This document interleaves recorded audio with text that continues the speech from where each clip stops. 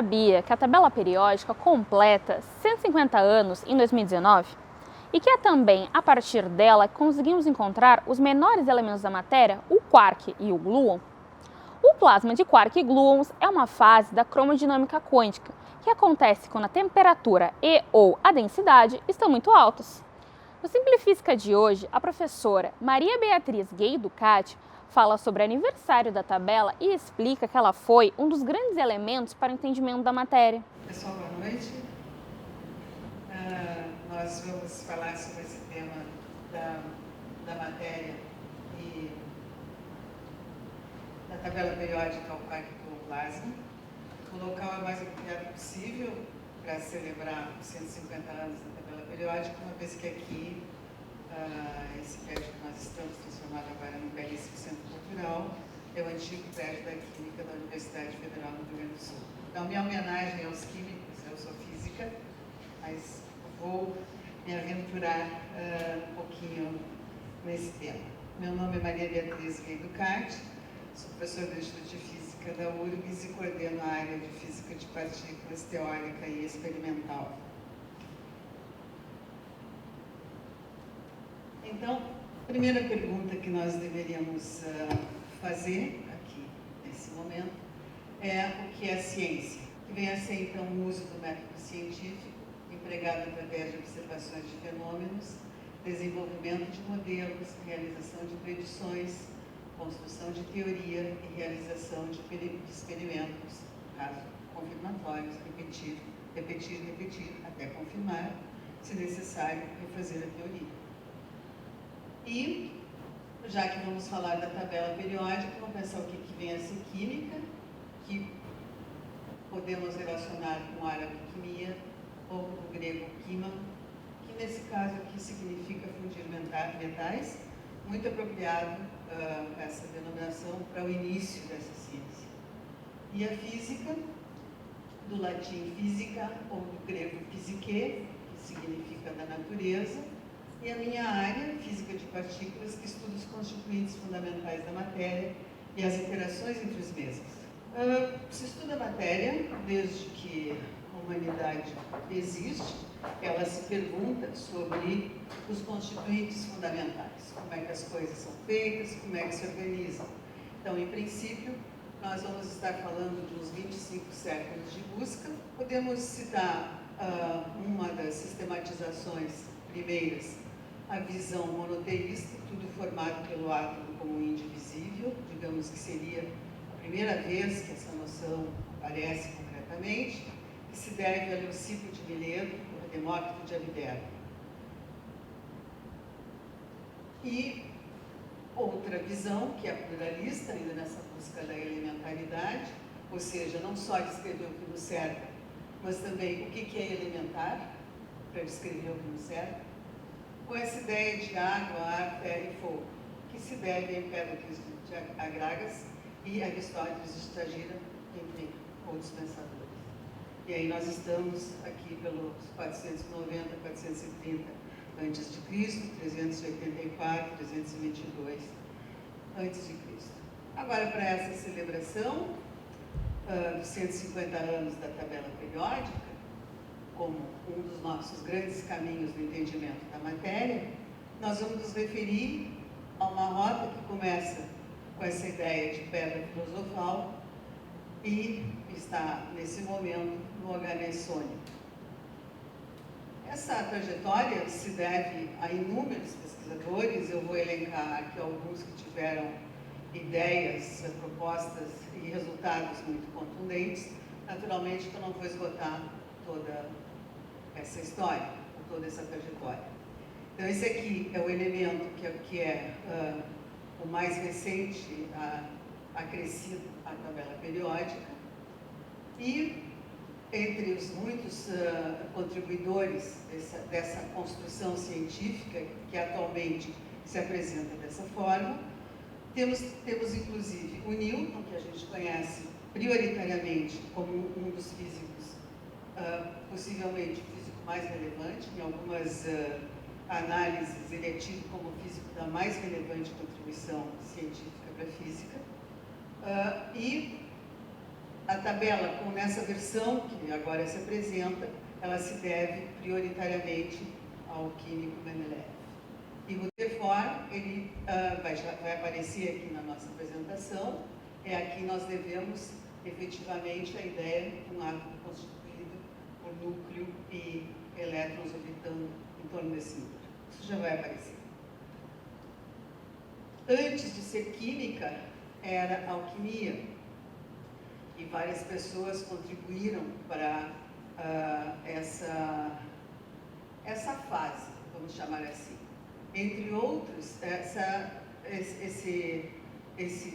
acho que se pode chamar cientista, isso era a ciência que se fazia, Henning Brand, a quem se deve a descoberta do fósforo. O que ele buscava não era o fósforo, ele buscava a chamada pedra filosofal, que talvez vocês saibam, a ideia de ter uma pedra filosofal era que tudo que ela tocasse transformava-se em ouro.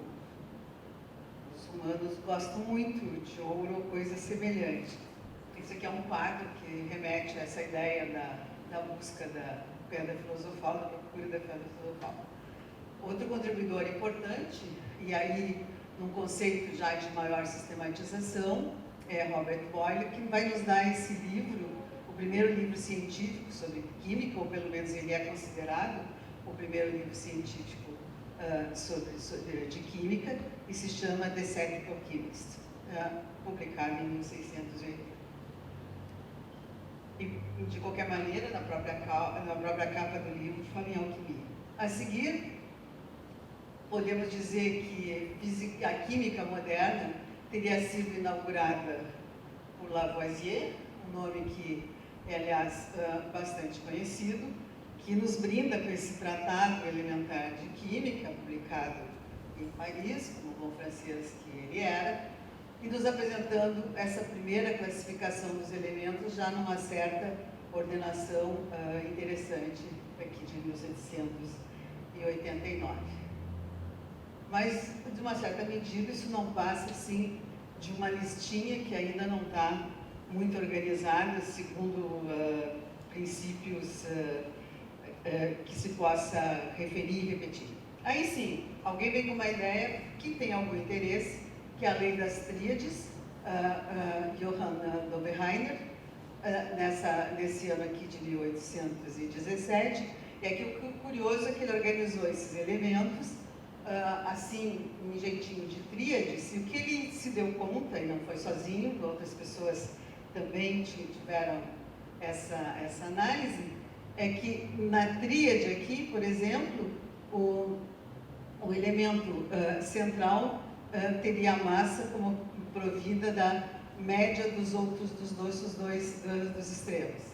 Isso é bem curioso, você pode fazer essa continha em vários dos casos e vai encontrar essa massa e corresponde. Vocês veem que a ideia de sistematizando e organizando segundo alguma propriedade, segundo alguma ordem, vai ganhando mais características mais definidas, e aí vem essa ideia, em 1862, do chamado o parafuso telúrico do Champ-Courtois, aqui está, e ele propôs que as propriedades dos elementos eram propriedades referidas, então, das massas atômicas, e observou que essas propriedades repetiam se os elementos fossem divididos em 16 segmentos, devido a um padrão baseado no peso atômico do oxigênio. Ele ia conseguindo ver uma ordem nessa organização para vamos dizer, essa figura que ganhou o nome de parafuso telúrico.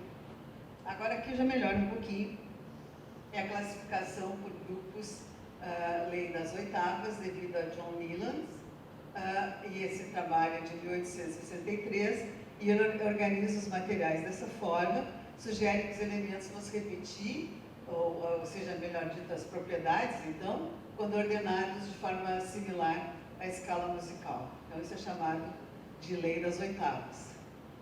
O pessoal vai se esforçando para organizar a coisa. Aí tá. Aí aqui tem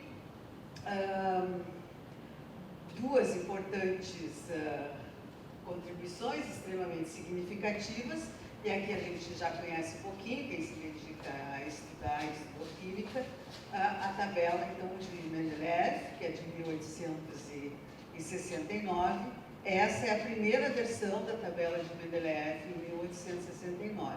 Quem também apresentou uma organização similar foi Julius Lothar Meyer, mas o que tem de bem relevante, bem curioso, isso é muito importante, vocês talvez tenham visto quando eu escrevi ciência lá, a capacidade de predição, é que Meyer não prediz nada. E Mendeleev, vocês talvez não enxerguem, daí ele tem pontinhos de interrogação. Estão vendo ali? Pontinhos de interrogação. Ele supõe que aqui tem que ter um elemento que não se conhece, aqui outro. Está vendo? Isso é muito importante. Isso é belíssimo e isso é fundamental. Nem só de química vive o homem. E aqui podemos falar um pouquinho sobre a radioatividade. Então, por essa época aqui, estamos em 1895, temos a descoberta dos raios-x, que se deve a William Conrad Röntgen. Isso aqui é para ser a mão da mulher dele, está com um anel. Ele fez tomou essas chamadas chapas, e aparece o anelzinho dela, que é coisa de aliança, né? Coisa mais querida.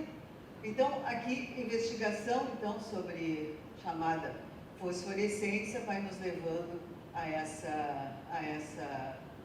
esse entendimento que, agora, estudando o urânio, com os estudos do Henri Becquerel, aqui entre esse período, no caso, nessa 1896 e 1897, com a radiação do urânio.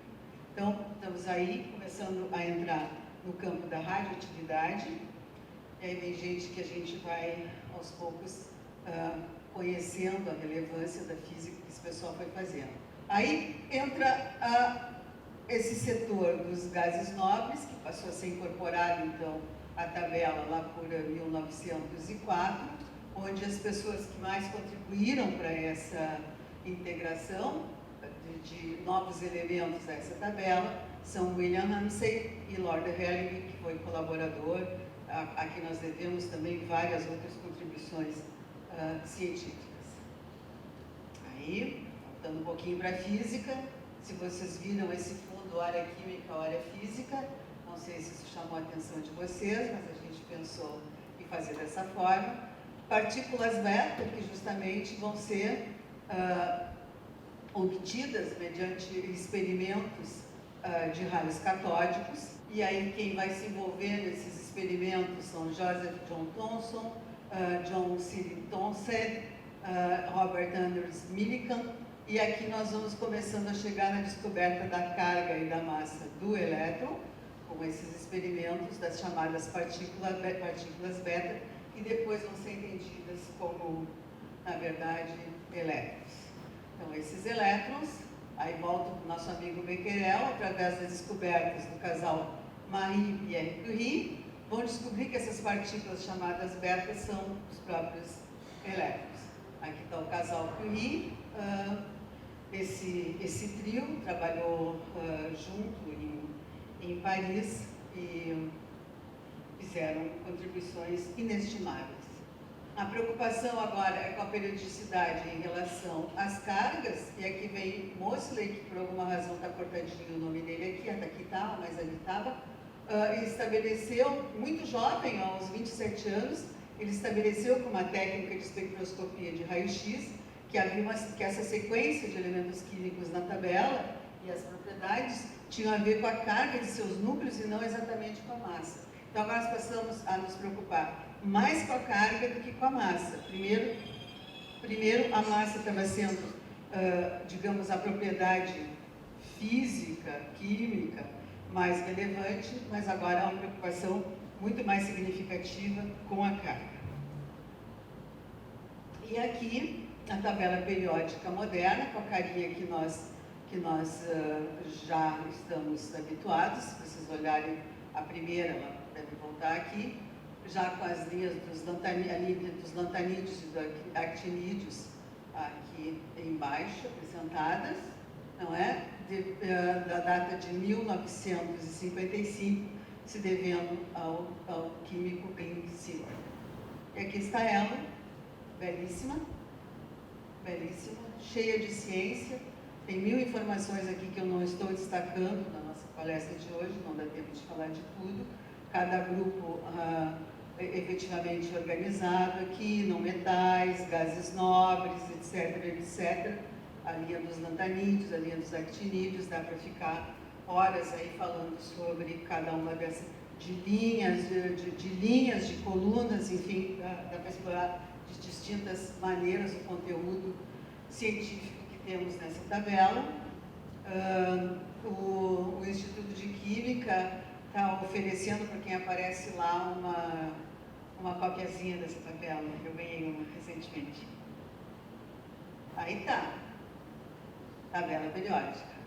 Mas, em 1911, nós temos um experimento que é, na minha opinião, o que faz a separação entre, vamos dizer, uma física clássica e uma física moderna, que é o experimento de Rutherford, que vai culminar com a descoberta do núcleo atômico. Nesse experimento, Rutherford e seus colaboradores, na verdade, seus estudantes, fazem incidir partículas alfa, que na verdade são núcleos de hélio, ou hélio ionizado, em cima de uma folha de ouro com uma determinada energia conhecida. Então, ele está dispondo de um feixe de partículas para atingir um determinado material, e ele está usando esse feixe de partículas para conhecer melhor as propriedades desse material. E ele vai ver o que sai disso aí. Então, ele está mandando uma partícula com uma determinada energia para cima desse material, e vai ver que tipo de expectativa ele tem, né? Se isso corresponde o resultado ao que seriam as ideias de átomo que se tinha nessa época. Então, a rigor,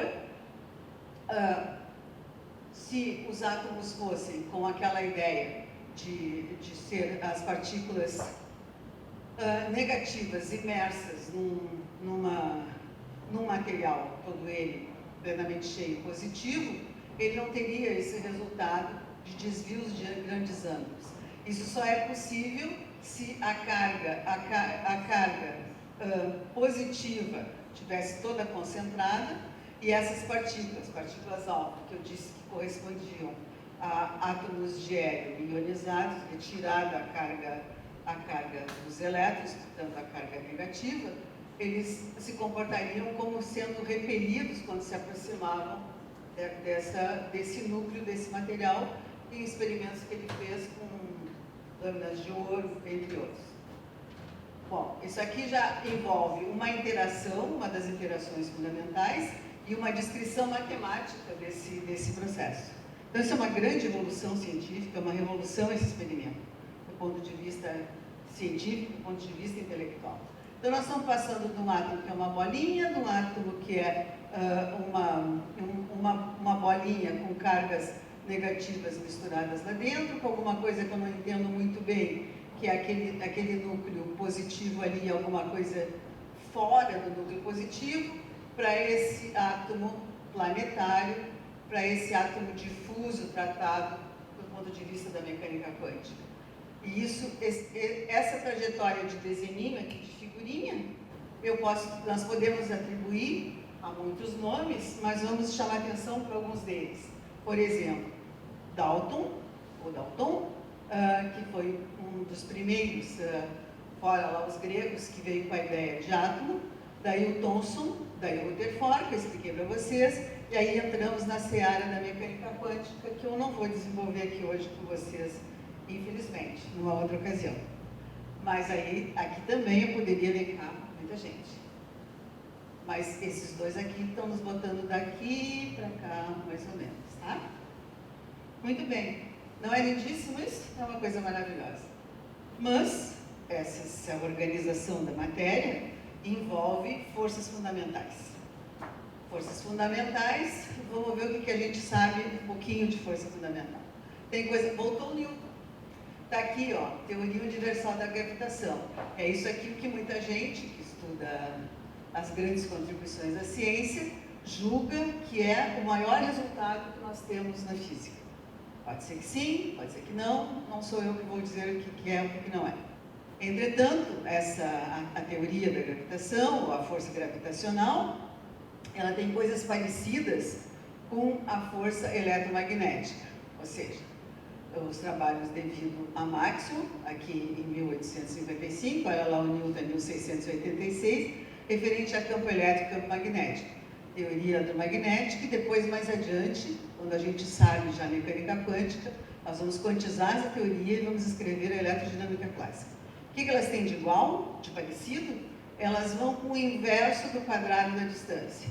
Então, se está pertinho, é mais relevante essa força, tanto a gravitacional quanto a eletromagnética.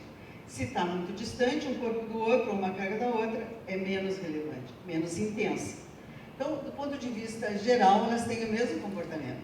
Na gravitacional, tu tem uma constante de interação, a massa 1, a massa 2, dois corpos se atraindo, em função das suas massas, e o inverso do quadrado da distância. No caso da força eletromagnética, a constante de acoplamento, de interação, a constante da força eletromagnética, carga 1, carga 2, o inverso do quadrado da distância. Do ponto de vista de formulinha matemática, é a mesma coisa. Comportamento físico, com respeito à distância, muito semelhante. Ok, mas não, nem só dessas forças vivemos nós. Temos também que levar em consideração os aspectos da relatividade. E aqui vários nomes entram em relevância, principalmente Einstein, mas também Lorentz e Poincaré, que dão contribuições que têm a ver com essa geometria do espaço-tempo, como é que é mesmo esse espaço tridimensional e esse transcurso do tempo, como é que nós descrevemos isso, esse entendimento de que a luz eu posso chamar de fótons, e essa expressão que vai estar presente em tudo que envolver física de partículas, de que energia é a massa vezes a velocidade de luz ao quadrado, que nós entendemos isso como equivalência massa-energia. E agora a nossa preocupação com o espaço, que não é um espaço só de coordenadas espaciais, só aquele triedro espacial, x, y, z, enfim, mas também nós precisamos nos preocupar com o tempo, que passa a ser uma variável extremamente relevante. Muito bem, mas isso não é tudo.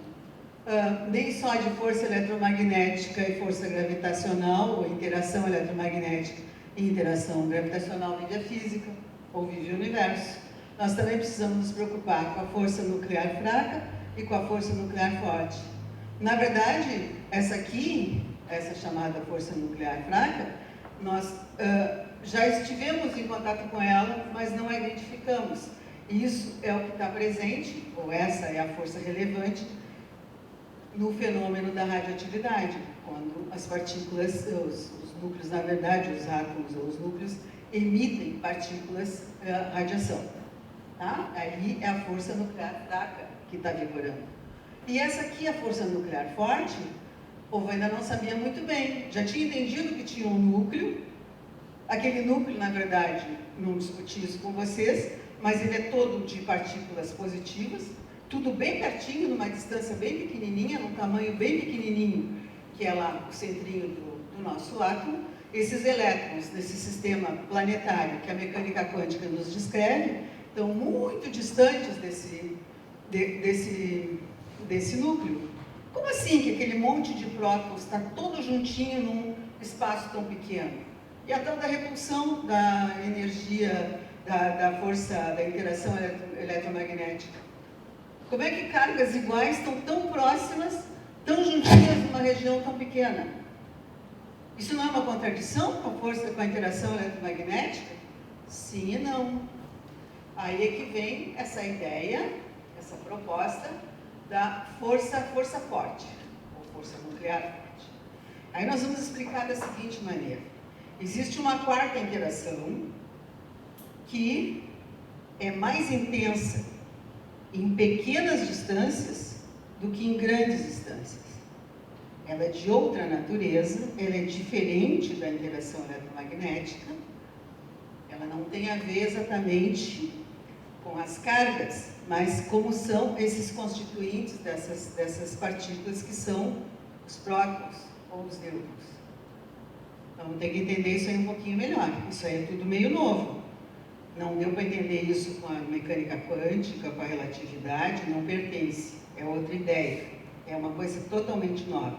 Então, significa dizer que nas regiões lá de 10 na menos 15 metros, da ordem de um Fermi, essa interação é muito mais forte, muito mais intensa, é dominante do que a interação entre cargas elétricas. É outra, envolve outra quantidade física, outra propriedade desses materiais, desses componentes ou desses subcomponentes dessas partículas. Tá? É assim que a gente agora vai começar a explorar com os experimentos de altas energias. O que mais que eu digo aqui? Mais ou menos isso. Então, isso envolve a organização do núcleo como um todo, e vamos ver dessas partículas que compõem o núcleo, que são os prótons e nêutrons.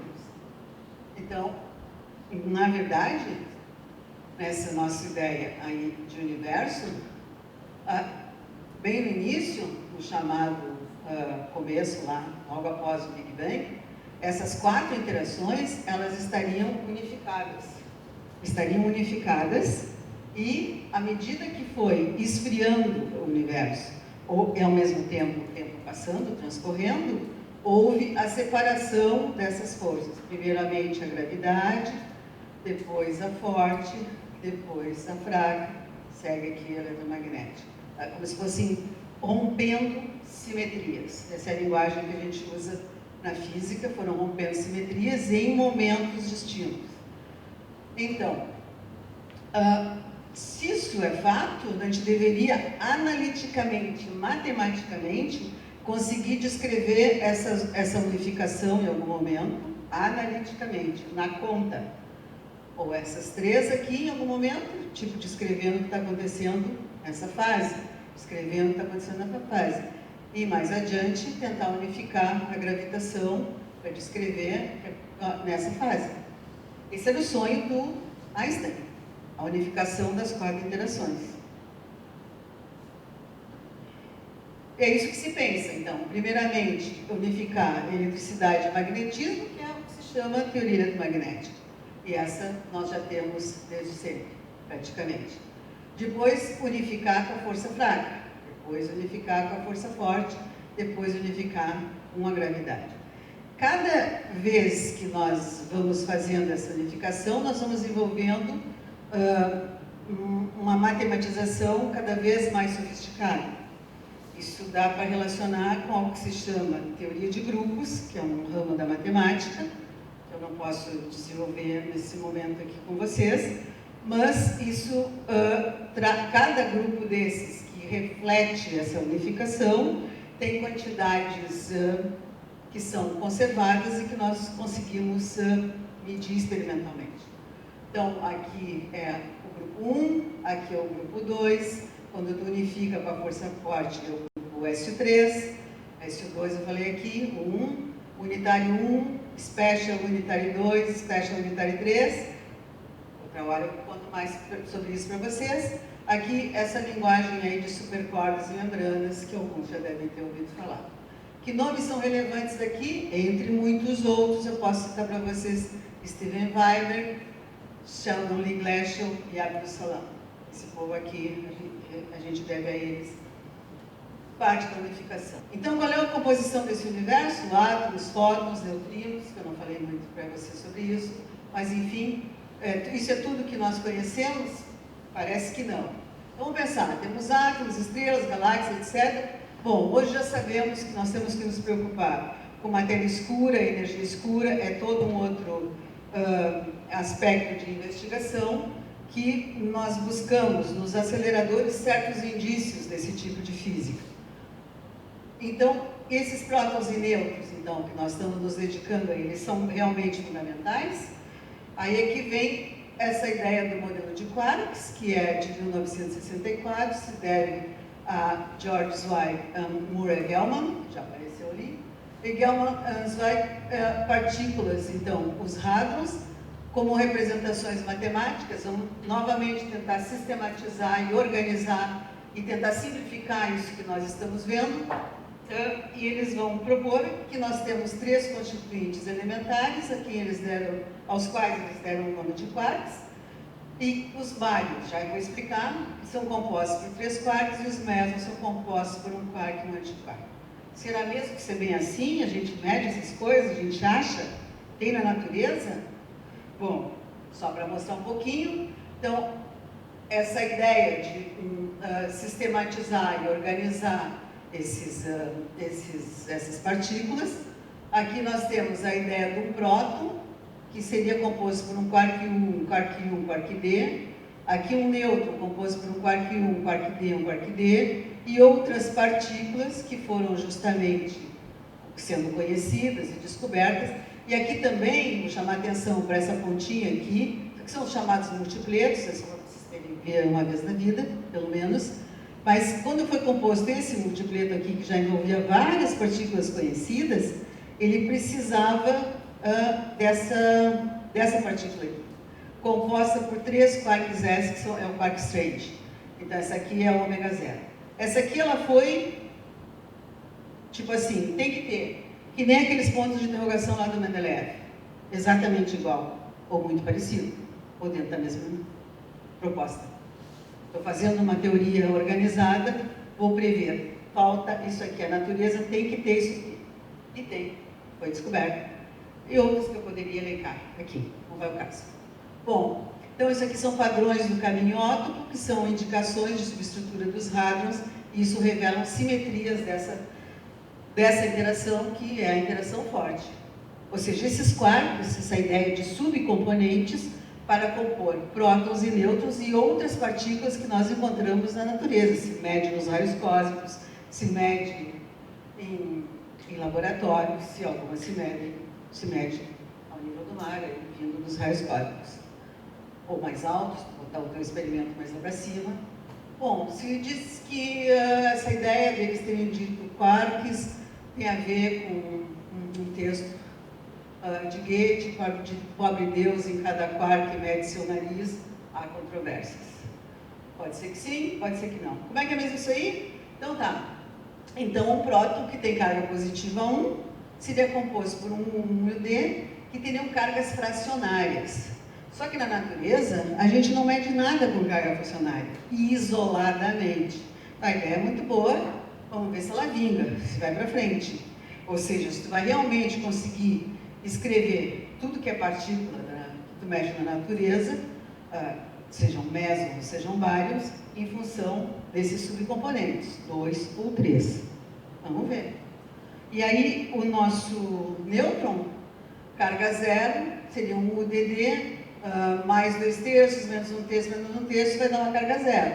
Mais 2/3, mais 2/3, menos 1/3, vai dar carga mais 1. E outras propriedades que que tu sabe que o próton e o nêutron têm, tu tem que conseguir constituir ou reconstituir por meio desses subcomponentes que são os quarks. Se faz isso, se consegue um resultado muito, muito satisfatório. Então, um seria assim, o outro seria assim. Tá bom, então vou seguir com essa ideia de quarks e vou para frente. Bom, enfim, nós andamos aqui com essa nossa estrutura da matéria, quer dizer que agora nós não estamos mais só com aquele átomozinho que tem uma bolinha lá no centro, aquelas coisinhas espiralando em volta, que são os elétrons. Agora tem que dedicar a esse núcleo e essa composição ou subcomposição dos componentes do núcleo. É isso que nós estamos fazendo agora. Ou seja, entender essa interação aqui agora. Tem que descrever isso matematicamente. Justamente isso é uma manifestação da interação forte. Ela força forte, interação forte. Tá, pode associar isso com temperaturas, frequências, não vamos perder o nosso tempo agora com isso. Então, nesse momento, o nosso universinho mensurável estaria descrito por esses objetos que aqui estão. Um elétron, um neutrino do elétron, um muon, um neutrino do muon, um tal e um neutrino do tal. Esse muon e esse tal seriam irmãozinhos, certo? Maiorzinhos, mais pesados do elétron. Mas de resto são da mesma natureza, são leptons. E aqui são os neutrinos, que são partículas neutras, que também acompanham aqui o elétron, uma de primeira geração, segunda geração, terceira geração. E no que diz respeito aos quarks, nós temos o up e o down, que é aquele UID que nós já vimos, que compõe próton e nêutron, mas nós temos outros. Strange, que apareceu lá para fazer o ômega menos, estão lembrados? E aí tem outros, o charm, o bóton e o dóton. Se mede partículas com essas coisas. Se mede em laboratório. Tá, vou avançar um pouquinho mais. Aí eu falei da interação eletromagnética, ela é mediada pelo fóton. A interação fraca tem mediadores que são... É quem carrega a interação, quem cuida de fazer a interação. São esses bósons aqui, chamados Z e W, que tem massa. A interação forte é carregada pelo gluon. E nós ainda temos o bóson de Higgs, que é outra coisa que eu não vou poder me dedicar muito no dia de hoje. E nós andamos procurando esse graviton para conseguir descrever a interação gravitacional. Tá? Então, deixa eu ver como é que volta aqui. É assim que volta? Não, é assim que volta. Aqui, ó. Quando eu falo do gluon, eu estou querendo me referir a essa representação aqui, como dizendo, é assim que interagem os quarks dentro do próton, dentro do nêutron, etc. E esses quarks, a gente consegue ver alguma coisa? Entenda que isso aqui é uma escala de energia, que tu vai avançando em laboratório cada vez em energias mais altas. Experimentos de altas energias. Vai botando dinheiro, fazendo muita tecnologia, botando um monte de gente para trabalhar e pensar junto, tu vai evoluindo aqui. E aqui é, digamos, uma medida de partículas que envolvem o quark e o ID. Não se atenham muito a esses nominhos. Mas, enfim, um Rho, um ômega, um Φ, um Rho'. Aqui nós já estamos achando o quark S, coisas que também são compostas por quark S. Aqui nós já estamos no limite de quark C, quark sharp. E aí nós vamos achar os J-psis e os psis. Se mede, isso aqui é um resultado experimental. Aqui nós já estamos avançando em energias mais altas e conseguimos chegar no quark bottom. E aí começamos a achar os Y. Lá tu tem uma energia grandona, tu acha o Z, que é o intermediador da interação fraca, com doce. Tá? Bonito, né? Aí tá, para não dizer que eu estou só fazendo figurinha, tá aqui, próton, antipróton, nêutron, lambda, ômega menos, dá para medir massa, dá para medir o spin dessas partículas, como é que ela gira. Aqui quanto aos baryons, que tem compostos de 3 quarks. E os mesons, que são compostos de um quark e um antiquark. Pion, isso se mede em Chacaltaya, na Bolívia, grandes experimentos foram feitos lá, se mede também na superfície da Terra, se acha nos raios cósmicos, se acha no laboratório. O K-, o Rho+, o deserto. Aí, mostrado para vocês, isso existe. Como é que acha? Em experimentos de altas energias, aqui eu elenquei um conjunto de experimentos, começando lá com o SPS no CERN em 1976, até chegar no LHC no CERN, que começou em 2010, um anel de 27 quilômetros, experimentos com PP, próton-próton, jogando próton, esse feixe de próton em cima de feixe de próton. Vocês lembram lá do Rutherford, que mandava uma alfa para cima de uma lâmina de ouro? É o mesmo experimento, mais ou menos, né? Por isso que o Rutherford é um divisor de águas. Muito bem, então aqui tu está chocando próton contra próton, energia de 7 TeV, 7 TeV. Também se faz próton átomos, próton A e também A, ok? Muito bem, não vou mostrar todos, mas está tudo aí, tem colisão de elétron e pósitron, elétron-próton, núcleo contra núcleo, vai lá, um monte de coisa. Bom, essa aqui é uma figurinha interessante, porque ela é do The Economist, uma revista que fala de dinheiro, né? Dinheiro é bom, para a ciência é muito bom. Precisa muito dinheiro para fazer ciência boa. Ciência de alto nível, só com dinheiro. Dinheiro de gente capacitada. E muita gente capacitada dedicando muitas horas por dia a tentar resolver um problema. É só assim que se faz. E aí, isso vai elencando recursos que foram sendo necessários e, ao mesmo tempo, o tempo que foi necessário para determinada descoberta. No caso aqui do elétron, quanto tempo levou, o fóton, etc. O bóson de Higgs aqui, que foi uma das mais notáveis descobertas, demandou muito dinheiro e muito tempo. Aqui também é outra forma de ver, temporalmente, os diversos experimentos, poderia falar de vários para vocês, mas aqui os primeirinhos, aqui Hera, que é elétron-próton, grandes descobertas de Hera, aqui Rick, já no ano 2000, que é a colisão de átomo contra átomo, aqui o LHC-PP, LHC chumbo-chumbo, e vários outros que daria para comentar. Está ali separadinho em colisão, chamados colisores de hadrons, elétron-próton colliders, colisores de leptons, colisores de heavy ion. É aqui que a gente está, nós estamos trabalhando em hélice, que é um colisor de heavy ion, já vai aparecer. Bom, então esse grande colisor LHC é esse anel de 27 quilômetros que aqui está, que compreende 4 grandes experimentos, mas vocês veem que aparece aqui outros anéisinhos. Se a gente voltar algumas transparências para trás, nós vamos identificar que isso eram experimentos anteriores de altas energias. E tudo isso está sendo útil para acelerar, ou para pré-acelerar, vamos chamar assim, os feixes antes de eles entrarem no anel maior. Então nada é perdido, não tem perdido. Tem perdido é uma coisa ótima. Bom, aí cito vários setores aqui prévios à entrada do próprio LHC, não é? E eu insisto aqui, LHC agora nós estamos trabalhando com energia de 14 TeV. Se for ver os anteriores, eram energias sempre menores. Uma colaboração envolve centenas, algumas milhares de pessoas.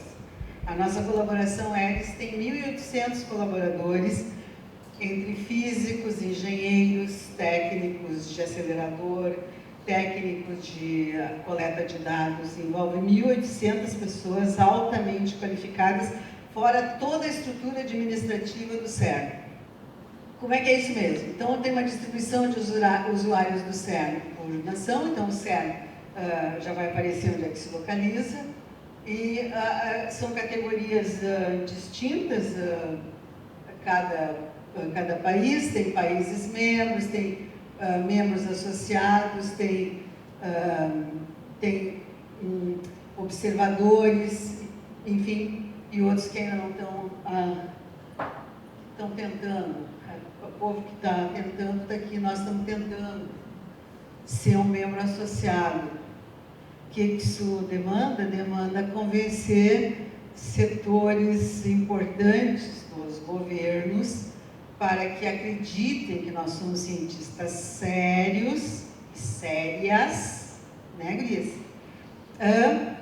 Fazendo pesquisa de altíssimo nível, e o que nós estamos fazendo é entender o que nos cerca e descrever da forma mais correta possível.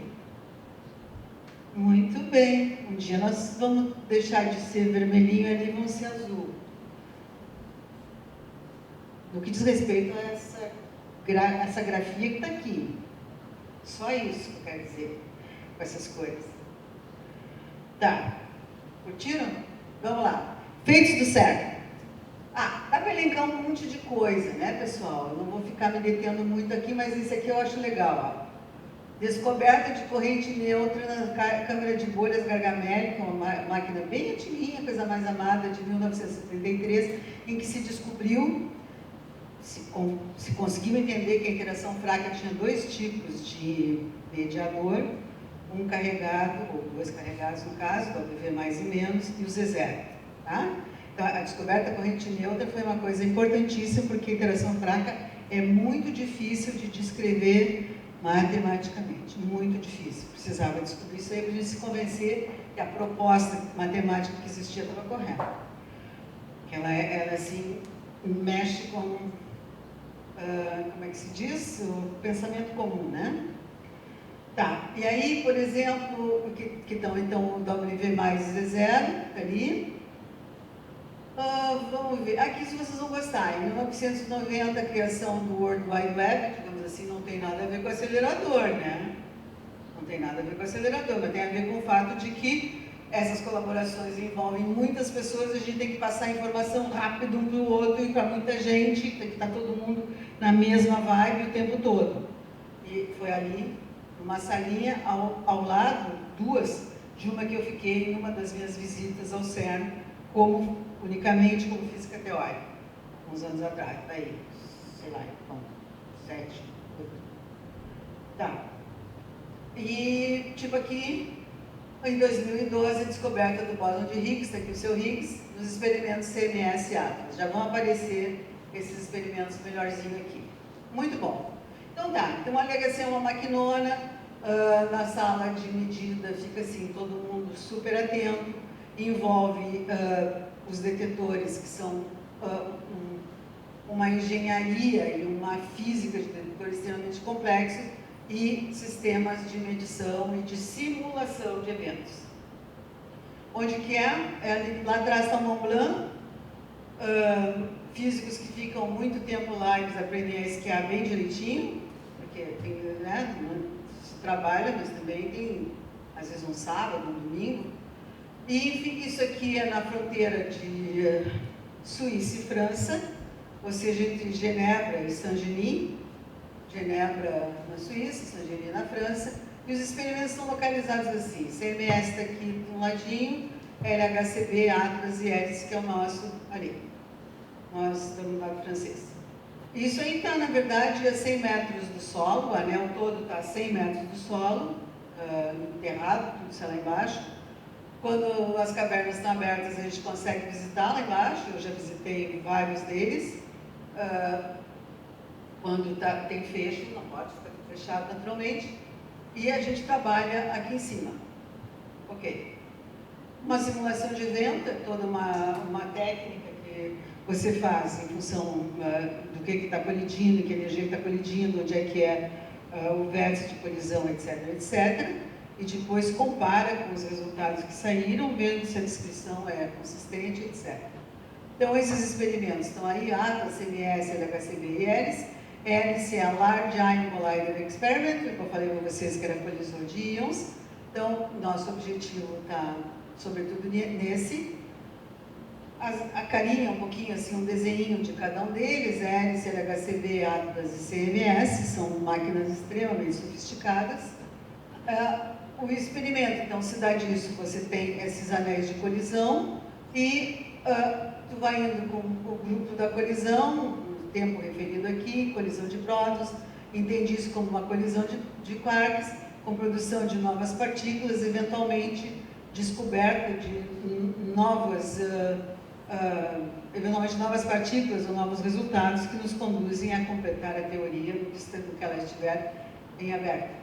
Isso aqui é como é lá embaixo, não é? No anel, para vocês terem uma ideia.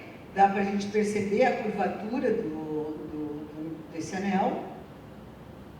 E essas colisões de íons pesados, o que a gente se propõe? Necessidade de investigar meios nucleares densos e extremamente quentes, investigar a possível formação do plasma de quarks e gluons, ou seja, uma das fases em que a matéria teria existido no início do universo, pouco tempo depois do Big Bang, e essas propriedades.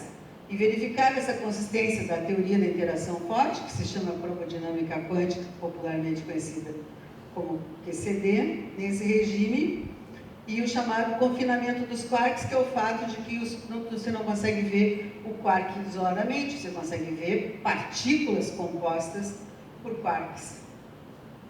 Muito bem, então é como se nós pudéssemos fazer assim, um grafiquinho em termos de temperatura, que tu tendo a temperatura e aqui tu tendo uma espécie da energia, nessa região estaria o quark gluon plasma. Então, vocês estão vendo isso como aquilo que os físicos costumam chamar de diagramas de fase.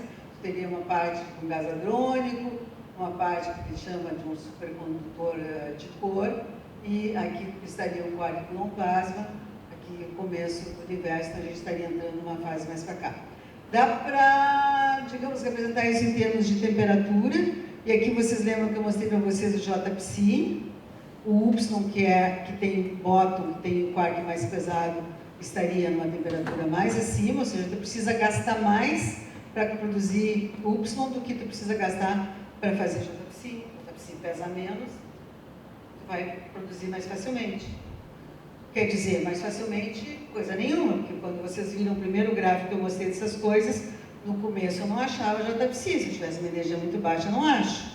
Só vou achar os que têm quarks mais leves. Tá. Mas enfim, a gente acha tudo isso aí lá no LHC, a gente faz conta com isso aqui, faz conta com isso aqui, vou mostrar já para vocês. Então tá, andamos por aqui, querendo buscar uma ideia de quark com plasma, dá para associar isso com fases, fases da matéria, esse conceito de sólido, líquido, gás e o plasma de quarks e gluons. É como se tivesse assim uma sopinha de quarks e gluons e eles não tivessem organizados na forma de partículas individualizadas que a gente consegue medir. Muito bem, novamente, esse conceito de diagrama de fase está aqui. O experimento aquele de Rick já andava por aqui, eles alegam ter resultados que comprovam a existência de quark e gluon plasma, mais ainda para LHC, porque a gente estava por aqui assim, ali, melhor dito. Tá bom, é isso aí.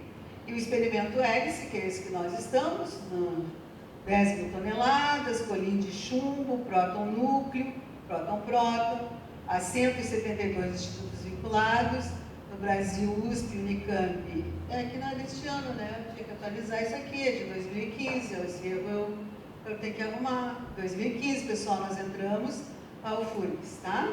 Isso foi um processo longuíssimo, trabalhoso do ponto de vista administrativo, mas nós tivemos todo o apoio da administração central, especialmente nas pessoas do reitor Carlos Alexandre Neto, e no caso, naquela época, a nossa vice-diretora, atualmente diretora, Naira Balzaretti. E nós temos tido algum êxito nesse trabalho. Aquela figurinha que vocês já tinham visto, que é tipo desenhinho, né? Mas aqui está própria, aqui está a máquina hélice. Aqui dá para ter uma ideia do tamanho de uma pessoa frente ao equipamento. Então vocês podem imaginar a quantidade de trabalho que tem para montar uma máquina dessas, que está em renovação, se chama upgrade. Todos os experimentos do CERN estão em upgrade, nesse momento não tem fecho, está tudo parado. Até o ano passado nós estávamos lá medindo, mas esse ano está parado, porque todos os experimentos estão em renovação, para a gente passar para um nível maior de energia e buscar outros resultados, novos resultados. Tá? E nós estamos contribuindo com um dos projetos de hélice na renovação de hélice. Aqui em Porto Alegre, nós estamos fazendo coisas que tem a ver com construir o equipamento. Estamos começando coisas interessantes nesse sentido. Muito bem. Uma colisão, como é que se veria?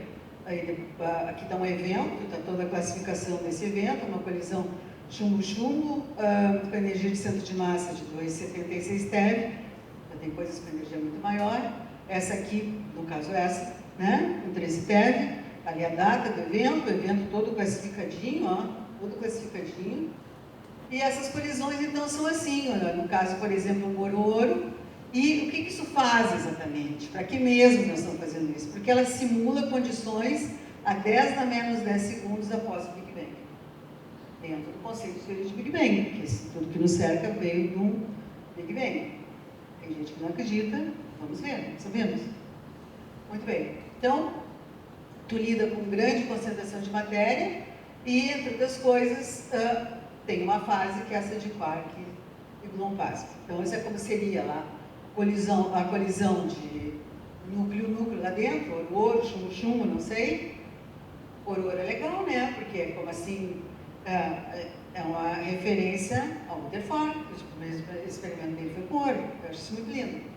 Bom, outra forma de ver é essa aqui, os estágios da colisão de íons pesados, como começa, como termina, as diversas fases, a fase de famoso aí, quark e gluon plasma, onde as partículas, então, não estão hadronizadas, formadas como átomos, como baryons ou como mesons. Então, ocorre aí uma hadronização, e daí nós vamos ter partículas do estado final. Estão vendo ali o nosso píon, o nosso cátion, mais próton, etc. Isso tudo se mexe. Isso aqui funciona abaixo, ó, alguma coisa. Bueno, eu vou seguindo.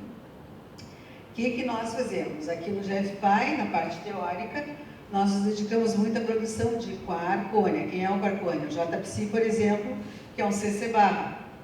Quark C e quark C barra. É um meso, tem dois quarks, o quark e o antiquark. Ou o Y.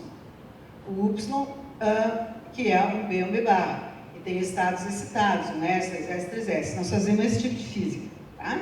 Aí eu vou só mostrar rapidinho aqui para vocês alguns resultados nossos, para dizer que aqui está o nosso ponto, o ponto experimental, cálculos nossos aqui, cálculo nosso aqui. Eles adoraram isso aí, ó, porque está bem bonitinho, bate com o experimento, uma predição nossa. Aqui, predições para coisas que ainda não têm resultado experimental. Está estudando um determinado modelo, outra hora eu conto para vocês, mas isso aqui é uma fotoprodução de estados de Y numa colisão ultraperiferal. Ou seja, eles vêm meio longe assim um do outro, tá? É um tipo de processo. Tem que fazer toda a teoria para isso, calcular para essa energia, e tem uma predição aí, se for JPSI, se for Y, não sei o quê.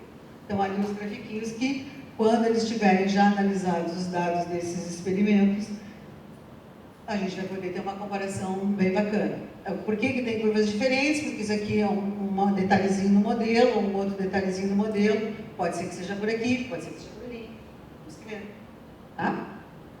Tem coisa aí de 2018, 2017, 2015, 2013. Nós estamos trabalhando nessa área já há um bom tempo. Várias predições. Então, tem Y, tem JPSI, estados excitados, diferentes energias, 5.5 TeV. Enfim, não vou ficar saturando vocês com isso. Aqui tudo é Y, ó. Um S, 2S, 3S. Tá. A gente trabalha nisso aí, a gente faz contas bem bacana, que são muito apreciadas e muito citadas. Agora, o nosso grupo experimental, está aqui a Naira, está aqui eu, está aqui os colegas experimentais que estão comigo nesse projeto, o Luiz Gustavo, o Rafael, o nosso vice-diretor, o nosso técnico, que nos ajudou nesse projeto de fazer uma das peças que estão lá dentro de hélice, nesse processo de upgrade. Então, já fizemos uma versão, melhoramos a versão, fizemos a segunda versão, estamos agora fazendo a terceira versão, que é a definitiva, tudo sempre melhorando, refinando os detalhes para que tudo dê super certo. É uma peça que entra dentro de um dos subprojetos lá desse upgrade de hélice, na verdade se chama Muon for Tracker, que se eu voltasse lá na figura de hélice, é vamos dizer assim, um pequeno detetor, um subdetetor, que nós vamos botar muito próximo à saída do feixe, muito frontal, para medir mumos numa posição que não se fazia até então. Ou seja, vamos buscar JPSIs e Ys em ângulos de saída muito próximo, muito rente à linha de colisão do feixe. Isso é uma coisa nova que está entrando ali, uma física totalmente nova que vamos ganhar muito mais precisão nas medições dessas partículas. Bom, novamente uma figurinha lindinha. Onde é que nós estamos nos laboratórios? Andamos por aqui, o tempo aquele, 10 menos 10 segundos, por aqui se anda. O diagrama de fase, como vocês já viram, em 3 ou 4 versões nessa minha apresentação. Essa aqui que é mais linda um pouquinho, a ideia de RI, que é HC, a física de heavy ions, tá por aqui, né? Tá por aqui. Então, essa figura é muito bonita, da ideia da história do universo. Esse seria aqui o Big Bang, isso aqui tipo hoje. Então, quando tu está fazendo um experimento com esse, quando tu estás fazendo isso, é como se tu retrocedesse no tempo. Tu vai chegar mais próximo de uma etapa anterior do universo. Então, isso é o que te dá essa colisão de alta energia, porque ela desmancha toda a matéria e ela vai te levar aos componentes fundamentais que logo a seguir se reorganizam e, como se eles repetissem em laboratório, o processo transcorreu assim. É fascinante. Obrigada.